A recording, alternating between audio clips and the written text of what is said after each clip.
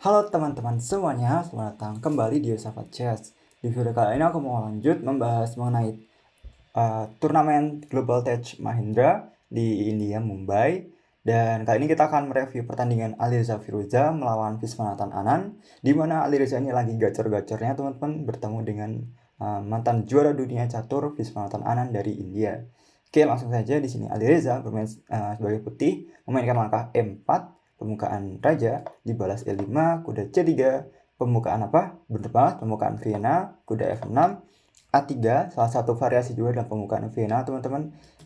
Banyak variasi di langkah setelah kuda F6 oleh hitam ini. Putih bisa mainkan kuda ke F3, lalu gajah ke C4, dan lain sebagainya. Tapi di sini Alireza memainkan A3, gajah ke petak C5, menyerang petak lemah putih di F2, selanjutnya kuda F3, D6, D4, langsung mencoba untuk memberikan tekanan di petak pusat, terus dimakan oleh Viswanathan Anand. Dan di sini putih itu bisa langsung memakan pion di petak D4, teman-teman. Seperti yang dilakukan oleh Alireza, rokade pendek, gajah ke petak E2, lalu benteng ke E8, kuda ke petak B3. Di sini hitam perlu cukup hati-hati, teman-teman, kalau misalkan karena melihat pion di E4 ini hanya ada satu penjaga, yaitu kuda yang menjaga pion di petak E4. Kalau misalkan cukup rakus untuk memakannya, makan, lalu benteng makan, di sini putih tentu saja akan unggul. Soalnya ada gerakan kuda makan ke petak C5. Kalau hitam makan dengan pion, maka menterinya akan hilang dan benteng E8, dan ini akan berakhir di skakmat, teman-teman. Oke, jadi Viswanathan tidak memakan pion. Dia memilih untuk memundurkan gajahnya dan menjaga gajah gelap hitam supaya tetap ada karena nantinya cukup berperan penting di endgame. Oke, gajah ke petak G5 oleh putih di challenge dengan memainkan H6 oleh Viswanathan Anand. Gajah mundur di challenge kembali dengan bermain G5, gajah mundur lagi ke petak G3. Lalu sekarang kuda bisa makan di petak 4 karena di sini tidak ada counter oleh putih untuk memakannya. Oke, makan di petak E4, rokade pendek, dan pengembangan perwira kuda oleh hitam dengan memainkan kuda ke petak C6. Kuda ke petak D2, menyerang benteng mundur ke petak E8, dan kuda ke petak C4, menyerang gajah. Biasanya di pembukaan Italia, ataupun bukan Vienna, ataupun Roy Lopez, gajah gelap hitam di permainan kali ini tuh cukup kuat, teman-teman. Makanya banyak sekali langkah-langkah putih yang mencoba untuk memakan atau men-trade off gajah gelap hitam dengan kuda ataupun dengan gajah gelap putih. Gajah ke petak D4, C3, gajah ke petak G7 dengan ide untuk lebih lagi menekan pion di petak B2. Selanjutnya bisa gerakan gajah ke petak F5, mengembangkan perwira seperti biasa, teman-teman, oleh hitam. Selanjutnya juga untuk melindungi pion di petak H6 ini, teman-teman. Karena cukup riskan untuk diserang pion H6 ini, jadi dilindungi oleh gajah di petak E7. Oke, gajah ke petak H5, menyerang lebih lagi pion di petak F7, mungkin bukan gerakan terbaik, tapi di sini tentu saja Alireza mempunyai ide jika suatu saat lengah, hitam bisa kalah karena misalkan menteri F3 lalu menyerang di petak F7 ini, teman-teman, jadi cukup berbahaya juga. Jadi setelah gerakan ke situ, lalu hitam mencoba untuk menyerang kuda dengan memainkan D5, lalu kuda mundur ke petak E3. Sebenarnya di sini kuda bisa juga mundur ke petak D2, lalu misalkan ada gerakan tambahan oleh hitam, misalkan seperti D4, kuda bisa naik ke petak F3 ataupun menteri ke petak F3, teman-teman, dengan ide yang sama, menyerang pion di petak F7 yang masih belum ada penjaganya.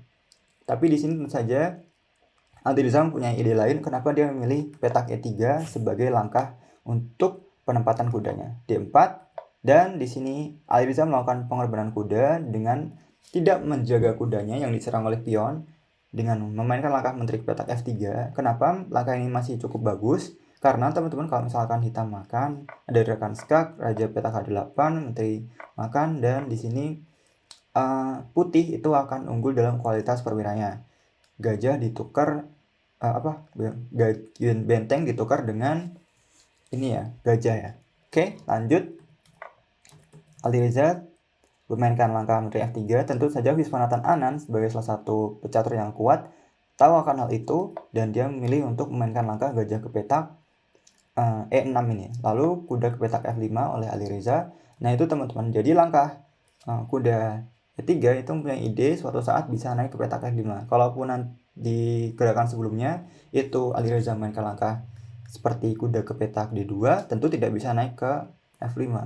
Jadi seperti itu teman-teman. Idenya dari Alireza ingin menaruh menteri di F3 lalu mengembangkan kudanya ke petak F5. Dan di sini Wismatan Anan memakan gajah, lalu gajah makan. Menteri mencoba mengadu oleh hitam, lalu Alireza tidak mau karena dia ingin memenangkan pertandingan. Makan, pion makan, menteri makan di B7, benteng menyerang menteri makan di peta C7, dan di sini ada gerakan benteng ke peta E7 teman-teman. Dan disinilah Alireza itu mencoba untuk lebih bermain agresif lagi dan dia mengorbankan menterinya, atau lebih tepatnya menukar menterinya dengan benteng dengan memainkan langkah menteri makan benteng di petak E7. Tentu saja di sini mau tidak mau Viswanathan harus makan dan harus menukarkan dua bentengnya dengan satu menteri. Setelah itu gajah ke petak B7 menyerang pion yang cukup lemah di sini. Viswanathan bisa saja mencoba untuk melindunginya seperti menteri ke petak C5 ataupun D4 di sini untuk melindungi pion di petak A7 ini, tapi Visi lebih memilih untuk memainkan langkah menteri ke petak B3 teman-teman.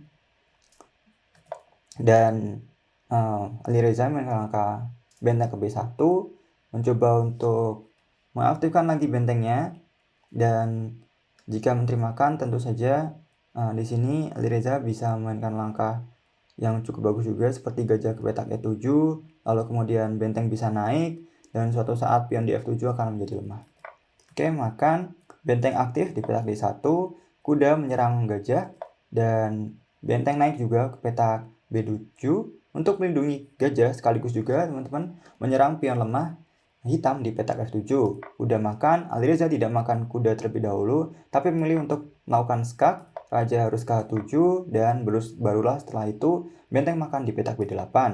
Oke, gajah menyerang pion F2, kemudian di sini Alireza mencoba untuk melakukan discover attack ataupun langkah suatu saat akan skak teman-teman ke petak B7 ini untuk raja hitam, dan Viswanathan Anand mencoba menyerang lebih lagi pion F2 dengan melangkah menteri ke petak D4.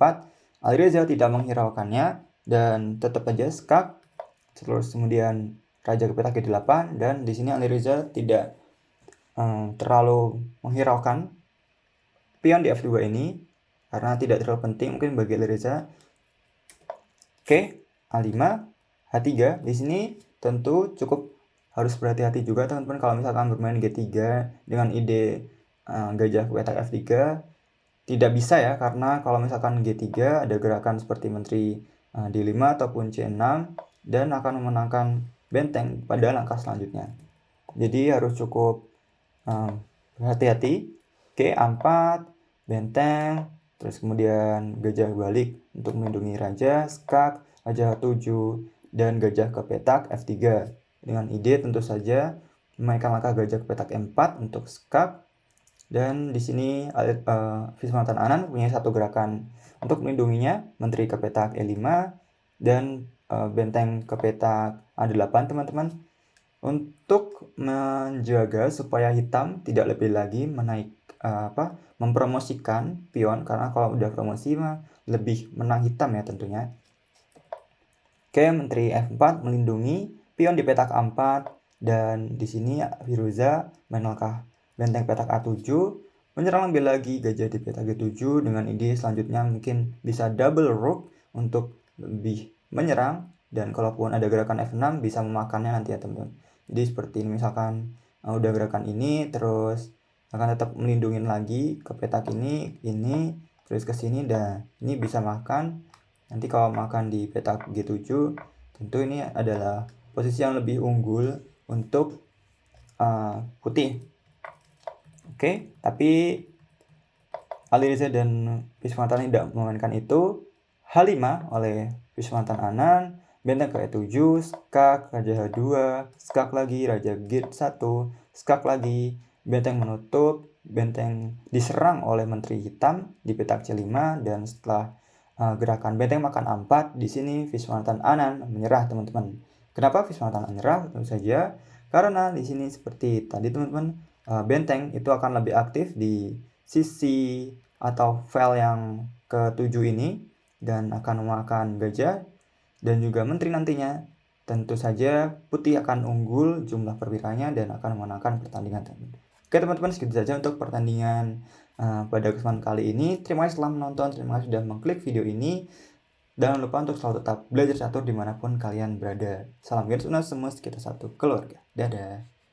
Dadah.